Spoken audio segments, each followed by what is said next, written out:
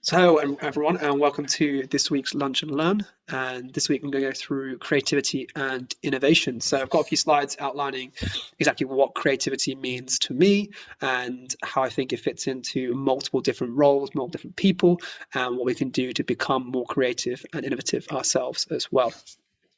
So, on to the first slide. What is creativity? In the definition that I give, it's not defined or not limited by the arts. It's not defined by birth. It's not realized in a vacuum, and it's not just a thought in our minds. So with this, what I mean is that it's something that's actually realized. It's not something we just think of. So I think that's a really key difference between creativity being in our heads versus an expression. I think it's always an expression that you often will realize an outcome for, and that it can be a skill that's trained. So something that often we tell ourselves is that we're not creative, or not that person's more creative, when actually I think we're all uniquely creative in our own ways. So with that in mind, I think it's a skill that can be trained as well. And when you work with other people, you become subsequently more creative as well. So not being realized by ourselves, the old adage of a single person thinking about space, life, the universe, and coming up with solutions is actually pretty backdated and pretty old. So really the best creativity and best outcomes come when we work together in teams as well. And it of course can apply to both the arts, to sciences, to technology, and to many other industries as well. So it kind of pulls together into a very nice one sentence definition by Ken Robinson, which is creativity is imaginative processes that are original and of value. So the key thing here as well is of value, so they create some difference, and they're original, but also they're imaginative. So I'll go through onto the next slide, and we'll go through each of these three key points: what imaginative means, what original means, and what of value means as well. So imaginative, what does this mean? The first element is that it's mental images of things that are composed. So rather than seeing things that are real experiences, which are imaginal, so picturing your best friend in your mind, that's imaginal, because you're picturing an experience that's already happened. But if you're composing an image that you haven't yet experienced, which I'm going to assume you haven't seen a pink elephant riding a donkey before, then when you think of that in your head, that's actually imaginative, because you're combining different elements of existing parts of your mind to create a new imagination. So that becomes a really interesting difference, in that you are creating something rather than just remembering something that exists. Obviously, you're using elements of what you're remembering to create it, but really it's creating something new. Original, what is truly original is a really big question, because often there are different elements. If we're combining past experiences or past exposures to an outcome, then really is that even original itself? So what we found is there's three different levels of originality. One being personal originality. So maybe it's the first time you've experienced something in this way, or the first time you've developed that new skill. That's originality to you. And then you have social originality. So maybe you've brought in the Kaizen model from Japan to the UK. You'll bring it to a new community. It's a social originality. And then you also have humanity as a whole. So these are the big ones we think are defined as original, which is, of course, being like Mozart and playing like a whole new composition, or coming up with a whole new technology that changes the world and its entirety. So that becomes historic originality. And then the key part here is that you don't actually need to be Mozart to be original. So you can come up with your own originality, and you can apply ideas in unique ways. And then thinking about how you can make the most of different resources. Often originality is not just one idea realized, it's often different ideas combined. So thinking of this element of bricolage, which perhaps you're in a situation where there's a part of the office is free always from 8 till 9 a.m. on Tuesdays. Okay, great. And then you have probably a team of 5 or 6 of you that's really interested in entrepreneurship. Okay, cool. So there's 2 different demands there. If you combine the 2 and go, okay, let's have a meeting 8 till 9 where everyone comes in and we talk about entrepreneurship 8 till 9 on Tuesday mornings. Okay, that's bricolage. You're using different resources in a unique way. And that's actually original itself as well. So it's also seeing opportunities and realizing where you can take advantage of them as well. So then of value, this one's the really interesting one, which is the fact that value can be very subjective. So it's often in the eyes of the beholder. So something that's valuable to you might not be valuable to me. So the classic example is a watch, where you might pass across, oh, the next best Rolex watch. Okay, great, that's worth £80,000 or something. To someone that might actually be worth £80,000, if you present it to me, I'd be like, no, that's not worth £80,000 to me. So the value change is dependent on the person. And of course, with this, you can create a value stack rather than a value of one thing. So often with services, especially ones that prioritize that we see with what we do with HouseHack, you often combine different value elements. So like the idea of bricolage, but seeing it through the eyes of the customer. So really you have an advantage in one area. So say what we do with the talent challenge is the culture and competencies versus the job spec, then also how we assess is different, then also the time schedule is different, the price is different, and at the end as well, the delivery is different as well. So it's thinking about the different elements of what you do and pricing it as such as well, and bring it together in a new value stack. And then the final element is, of course, value changes over time. So there might be parts of innovation that you do in your community or in your part in history, but really you're ahead of your time, so people don't appreciate it. And you often see that with innovators like Da Vinci, Galileo, Tesla. Like people will only look back and see them as innovators and being original after the fact rather than during the fact. So that often becomes a very interesting one of value changes over time as well. And then personally, how do I express creativity? And I think there's probably quite a few takeaways for maybe how yourselves express creativity, and there's often many different ways as well. First one is obviously building a business. So building HouseHack is an expression of creativity for me. Enables me to show or bring ideas to a reality and create something original and of value. And then writing a book that I'm currently doing, again, original and of value. And then creating LinkedIn posts, designing new concepts. Photography is a pretty obvious one as well. So how can you have elements of your life that are creative? I'm sure you already have them, but they might not be something you think of as being creative as well. And then why is creativity important? The first element that I've got is really it's about the future of work. And it's the key component that differentiates us from automation and enables us to keep our jobs, is the fact that we are creative and are problem solvers in our own nature. So really by investing in the creative component and developing it as a skill set, you're protecting yourself against automation in your role as well. So that is really, really important. And it also enables you, through being creative, to create new value. Employers often want entrepreneurs, which is, again, a term that can be defined in multiple ways, but really it's bringing the entrepreneurial mindset to a company, to a role in which you are being entrepreneurial in a position rather than being an entrepreneur. So that is often something that is demanded a lot from people working in startups, but also across different corporates as well. And really, it's a key skill set that enables you to stand out, but also enables you to improve the role in which you're working and improve your job scenario. So if you ask questions of why am I doing it this way? How about if we did it this way?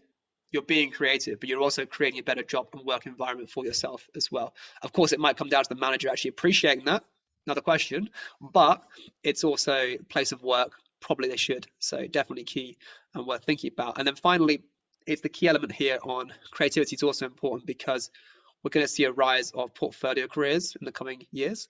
So the current model is, okay, we go and work full time at a company and that's just your job. That's pretty standard, yeah, cool. But portfolio careers, which I think we'll see way more commonly in the next 5-10 years, will be you'll work part-time at an organization. So you might do, say, 2 days at a Accenture, and then you might do 2 days building your own company, and you might do the 5th day doing some freelance work. So those portfolio careers are going to be a very common theme going forward, and creativity enables you to have different elements of that role and bring it across, say, from what you do with Accenture into what you do in your own business, into how you freelance as well. Creativity is a skill that you can then sell and become as part of your portfolio as well. And then how can you be innovative? So this is bringing in the lean startup model. And I think it's really, really important as well. This is obviously in the context of a business, but I think it applies to a lot of elements of creativity. So the first thing is to create a prototype. I think a lot of people often get set on creating the best prototype and thinking about, okay, if I want to go and deliver this idea that I've got, I need an app. You don't need an app. You never need an app to have a prototype. You can do it offline. You always can. So I think the equivalent here applies to anything in the sense that you can bring a prototype, you can put out a first LinkedIn post, you can write the first page of your book. Like, you can always bring a prototype to what you do. I think the most important part is starting, so that once you start, you can then get feedback. And once you start bringing people in, especially those who are your customers, who are relevant, then you can start making improvements and start creating a solution that actually works rather than one that you think might work as well. And then once you've got improvements coming in and people are telling you it's pretty good, and you get to the point which you'll realize when you get there, okay, these people are saying that it's really good, and then they start saying contradicting things. If some people say you should add a bit more time there, others say you should take away time, then you know you're pretty much as close to perfect as you can get it. And then it's all about systemizing and scaling it as well. And then the final point I've got is don't be afraid of change. So really, to be innovative, you need to be okay with how fast things are going to change, but also what's going to change about what you're doing as well. So one part of the journey might be, okay, scaling this element of your business and thinking that's the future, but actually you need to keep your ear to the ground in the sense that customers might demand something completely different as well. And again, this is relevant to other areas of creativity. So if you're writing a book that only is relevant for 1 year, so maybe it's about Brexit and it will sell really well in 2016, in 2017, is it even relevant? Like, do people really care? So thinking about change, thinking about the market forces also affecting what you're creating and what you're being innovative about as well. Because again, the key element here, it needs to be of value. Value changes. So ensure that you're listening to it and hearing it is really, really important. And then not everyone is your customer. This is really key for being an innovator, for being creative. So the key element here, we saw the product lifecycle on the right, but again, I think it's applicable to other elements of your life. Really, you need to find your innovators, find those that are going to become your early adopters, and really surround yourself with them, because a lot of people will say that you can't do what you want to do, especially when you're being creative, because they'll say, oh, it won't work, or it's different, or people aren't used to it, or it's never happened before. Of course it hasn't. That's why it's creative. That's why it's unique.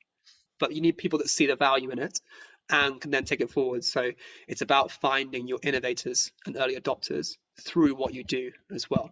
I think what's really key to this, and really key to bringing them in, is having a vision for what it is you're creating, an expression of where you're going with the creativity. So if it's an art project, okay, where do you want to have impact with the art project? Like, what's the outcome you're looking to achieve? Once you try and bring people in on the outcome, they get behind the vision of what you do.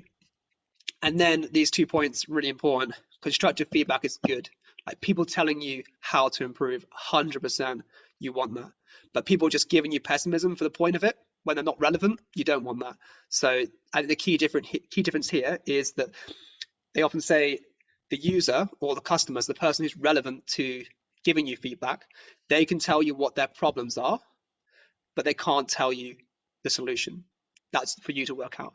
So often it's about listening to the problems they have, but you can't tell them what their problems are either, but you can tell them what the solution is. So they might come up with, oh, look, you can do it this way or that way or this way, that way. No, okay, cool. Maybe there's some useful ideas in there, but listen to their problems. Listen to, oh, I'm really struggling with this, or I find it really useful that. Those are the key things you want to hone in on, and then you create the solution that works for everyone, i.e. them, yourself, and other key stakeholders as well. So I think, yeah, this product life cycle is really interesting, obviously in business, but I think it can be applied to other elements of what we do as well. And I think that's it. That's what I've got for you. So hopefully that was an interesting conversation or overview of creativity and innovation. Of course, any questions, more than happy to answer them as well. And of course, your own thoughts and opinions. I'm not the only one with thoughts and opinions on this, so definitely. Lauren, over to you. Yeah, there's a couple of things. Thank you so much, Charlie. It was really, really interesting, and there was a lot of terms there that I've not heard before that I was like, I like that, so I've written them down. There was 2 things, and you kind of touched on one, but how do we get someone to see the value in creativity when there's a resistance to change? And I think we've all been in a company or an organization like that. What would you recommend? So there's probably quite a few different ways about going about this. It probably depends a lot on who the person is as your manager, and often the solutions that I think really do work is depending on how backward or forward they are. So one of them would be deliver a 1-pager on why it will work and show evidence for past companies that have done it and for reasons why it'll work in your company. That's one. And then the second one, if you think you can get away with it, and they kind of go, yeah, maybe that that one page will work. I kind of agree. Then just do it. Just start doing it and show the results in progress. Obviously, you won't have the full outcome because you won't have the buy-in from everyone, but Mm, really building it along the way is really key. So showing like, look, I've already started with this. We've already got a bit of impact. Imagine if you put more resources here, we can do it way better now. brilliant. Thank you so much, Charlie. Nice. Josh?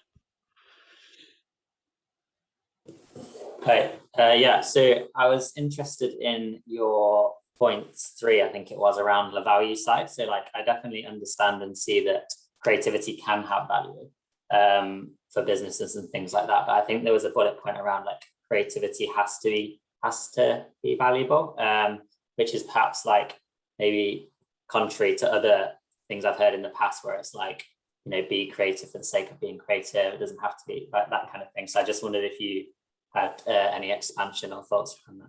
Yeah, no, it's definitely an interesting one, especially about like prioritizing or servicizing our hobbies as well. A really interesting part. So I think the of value point is definitely down to the person who's experiencing it and down to the person that's useful. So it might be something that you do for the sake of doing it, but it's of value because you enjoy it.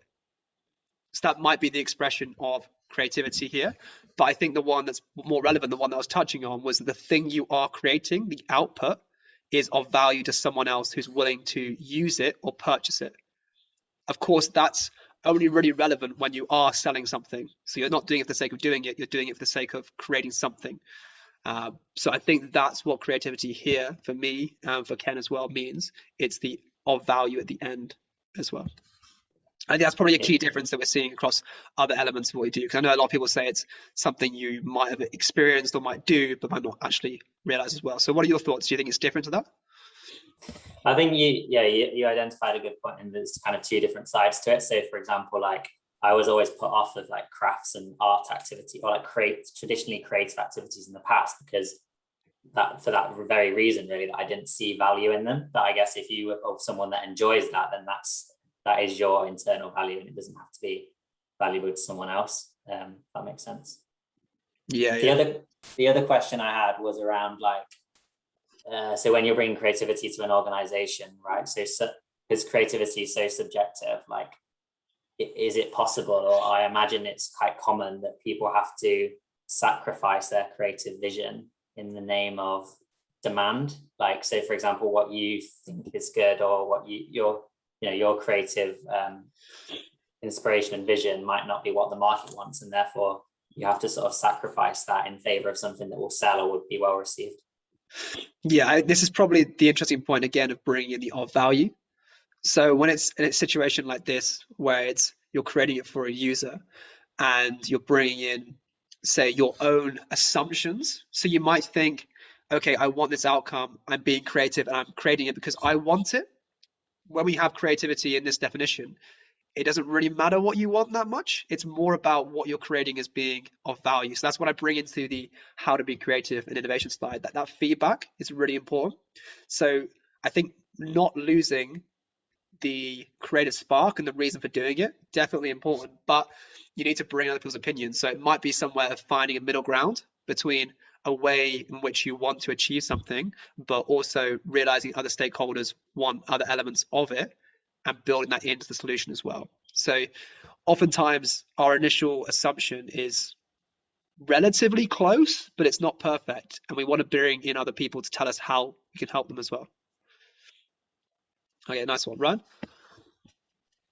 Yeah, so I think what I'd love to bring up is around bricolage and specifically about identifying resources that I know is a big part of that as a theory. So you mentioned bricolage quite briefly around how you combine different resources, but I think with creativity, what's also key at the very early stage of that bricolage process is identifying resources. So I wonder if you could speak to that for a second. Yeah, no, that's very, very true. So on the identification, really, it's pretty interesting because often you can see resources that other people can't. So they're like underutilized resources, which are being used, but not to their full extent. So the example I gave of, say, a lecture room might be used 9 till 5, but actually 7 till 9, it's underused or even basically any time outside of the 9 to 5, it's underused. And then you have kind of resources which are rather than underutilized, which are like not even realized in the first place. Can't remember the exact word for it, but that is something where perhaps you have a skill set in someone which hasn't been expressed. So it might be, okay, our example as house hack would be young people bring creativity and innovation skills to businesses. That's an unexpressed skill they don't often get the opportunity to actually use. So that is like a hidden resource rather than an underutilized resource. So really, Ryan makes a good point. The discovery is as important as combining the elements and creating a solution as well. Does that help, Ryan? Yeah, no, it does. I think it kind of clarifies it really, really well. I think the kind of definitional question, so bricolage is a concept from social innovation, whereby, as Charlie's kind of rightly focused on, it's about identifying and combining resources in a new and innovative way to create an outcome. And I linked a YouTube video in the chat from YouTube, but there's also a really good video here that I'll just link as well, which is from a course from I think it was Cape Town University that I did about this time last year. I think Charlie did it as well, but really, really useful video there that's like 3 minutes long. But yeah, Lauren. Yeah, sorry, I don't get chances to ask like stuff like this, so I'm just going for it. So one of the things, obviously, like my mapper where I work, very much focused on mental health, and I know for me personally, creativity is particularly hard if you are suffering with your mental health at any point, if your mood's low. I guess I don't expect you to have the answer to this question, but how would you recommend that we kind of work through it and can still be creative when perhaps our mood and our self-esteem and things are telling us that we can't be? Yeah, no, that's very true. That's a very good point. Thank you, Lauren. The answer I give is that really you need a bit of time to be creative often. So this is what you're saying is like under pressure, under deadlines, under extreme circumstances, how can you still be creative and how can you still find the time for it? I think the first element is realizing that you're probably still expressing creativity without realizing it. So that, okay, maybe you've got to bang out 5 LinkedIn posts or bang out 5 like different content pieces. Okay, cool. Just by doing that, you're already expressing creativity in how you're creating it. So you're already doing the first step on that journey. But I think in terms of almost manifesting creativity in yourself, I think it's giving yourself the time to do it and to even go for, say, 15, half an hour, minute walk. Like everyone will say it, but that sort of stuff, the peace of mind and removing yourself from distractions and taking out the earbuds, going for a walk with nothing in, no phone on you, that sort of stuff 100% will increase your creativity and help you as well to manage your mental health as well. I think detaching creativity from the outcome as well is how I would handle that. So the way that I think about that is that everything counts. So going from 0 to 1 is just as important as going from 1 to 10. And how that is kind of expressed creatively will change and depend. Just seen Josh put in the chat. I've just seen that as well. I suppose many examples are being the most creative moments, deep sadness, pain. I think that's really, really true. In that you find out a lot later, particularly for artists and musicians, as you say, that actually their mental challenges are actually so entwined within their creative work that they're almost one and the same in a way. I think that's kind of linking your mental health to your identity as well, in terms of that they don't have to be so separate. And we're probably going in a direction societally where it's more accepted that they are actually one and the same thing. And you don't have to have your mental health, your diagnosis, anything around that in a box separate to your day-to-day life, which is your creativity too. Appreciate that, and thank you, Josh, for making that point as well, because that's great. Yeah, and that's why I think probably just to finalize that would be that it's not about the, of course, we're putting the of value in this expression, but the of value, if you make one person's life better through what you do, then you're already creating some value anyway. It's not necessarily about, okay, how can I get 10,000 pieces of engagement with this piece? Like, no, the most creative content, again, it might make the most impact to one person. Like value can be measured different ways. It might be more impact with one person, but less impact with loads of people. So again, it's thinking about it in a different way of expressing, different way of outcomes as well. But perfect, I think we're bang on time, so I'll end the recording there.